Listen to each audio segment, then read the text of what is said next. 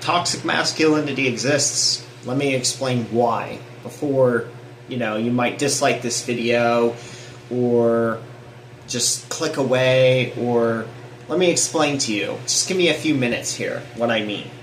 So I'm a leftist. I'm Astra, if you've never seen my channel before. And I want to define masculinity versus toxic masculinity because they're different. And I want people to understand that toxic masculinity is a thing and it's something we should be against. But I want to define it in a very specific way. So, masculine traits are not inherently toxic. In fact, they're very helpful in many ways. Masculine traits, according to how society puts it, being competitive, being strong, having a lot of courage, being very goal-driven, those are all really positive things. And I think those things should be encouraged. I think masculinity should be encouraged the same way that femininity should be encouraged. I think that a balance of both in the world would be a really fantastic thing. Right? So, are these traits inherently toxic? No. It's not even getting a six-pack of abs or groaning at the gym with each bench press. It's not even taking steroids. That's not toxic masculinity. There's nothing wrong with that. But here's the misconception, is that by saying toxic masculinity, us leftists are implying that all masculinity is inherently toxic and that men and boys should be ashamed of who they are. Now, I know there are some neurotic leftists out there that think that. But for me, even as a far leftist, I want to say that I don't think that way at all. Right? And I'm willing to acknowledge toxic femininity, too. It exists, just in the opposite way. Right? So you're not allowed to be strong. You're not able to stand up and fight for yourself. Things like that. That's toxic femininity. It exists. There could be a debate on, toxic masculinity and kind of how it negatively impacts the world versus toxic femininity. In this case, I think toxic masculinity is a much bigger problem because of alpha males and because of how successful they've been over the past, 5 years alone. I mean, Andrew Tate was the most popular person in the world according to Google search at one point. So I do think that toxic masculinity figures are generally much bigger than toxic femininity. People with toxic femininity giving their opinions, voicing their opinions. Now, the point is that going to the gym and doing bench presses and having your shirt off and whatever is not a bad thing. It's progress. It's progress to get stronger. It's progress to get each time you see the bench press, the plates go down, or go up and down, right? That's progress. It should be celebrated. It shouldn't be shamed by society. But the point is that toxic masculinity takes away men's progress. And so I think that all of us, I'm a trans feminine individual, so I'm not a guy, but I think all of us should be against it. It doesn't help boys or men to be told that they can't cry, that they're not allowed to struggle, that they have to wake up every day, make a certain income, that they have to have neurotypical traits or they're weak, or, they have to drive a certain car. They have to have a certain network of people. That doesn't help boys and men, right? These impossible standards,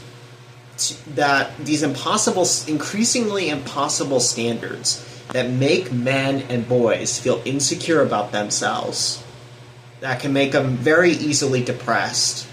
And I think in some ways it may even cause some suicidality in men and boys to be told that unless you make an income of $400,000 a year, if you sit straight with your shoulders up, if you drive a Lambo, if you never cry, I think that that's very harmful, right? And you're okay to not be okay. It's okay not to be okay. It's okay to cry. It's okay to, go in a corner and just let it all out, That's a good thing. That's progress, right? That's progress for being a guy or a boy. I mean, I was a guy at one point, right? So the idea of toxic masculinity is not inherently masculinity. It's self-defeating. It's a defeatist thing in nature. Because, let's be honest, only a top 0.01% will ever get close to making that X amount of income or this amount of gains. And people should just be happy, right? People should just be happy with the progress that they make, right? Going to the gym and hitting 300 on bench press for the first time. That's good. That's excellent. So, I think that many leftists... masculinity isn't a toxic masculinity. My bad, I'm sorry. I misread. I have some notes here. Toxic masculinity isn't something that hurts women or gender minorities or anything like that, right? It's not just about that. It's not just, it's not really taking men and they're against us. They're against women. They're against gender minorities. They're against everyone, right? It's against men too. And it impacts you, my male audience. It impacts you as well. And I want you to recognize this. I want you to recognize some of the grifting frauds that are out there that are making you feel like your life is worthless, like your life is shitty, right? And they use masculinity as a platform to do it, right? And so I'm a far leftist, but this is what I believe, right? Because I don't see strong, buff men as toxic. I see them as individuals that have put a lot of hard work into getting the physique that they do. So I think many leftists have done a bad job here by extending it to all of masculinity or telling men that a six-pack of abs or testosterone supplements are toxic. They're not. But like I said, there is toxic masculinity. Again, it's demeaning men. It's belittling men. It's making men feel insecure, depressed about themselves if they don't achieve impossible standards.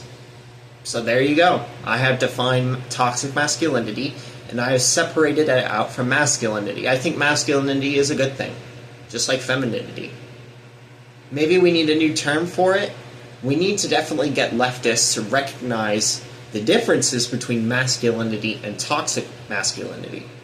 But there you go. And I've cleared this big misconception that if you think toxic masculinity exists, that all masculinity is bad. It's not true. Because look at me. That's what I believe. Right? I believe toxic masculinity exists, but I think healthy masculinity exists too. So, that's all. Thank you. Goodbye.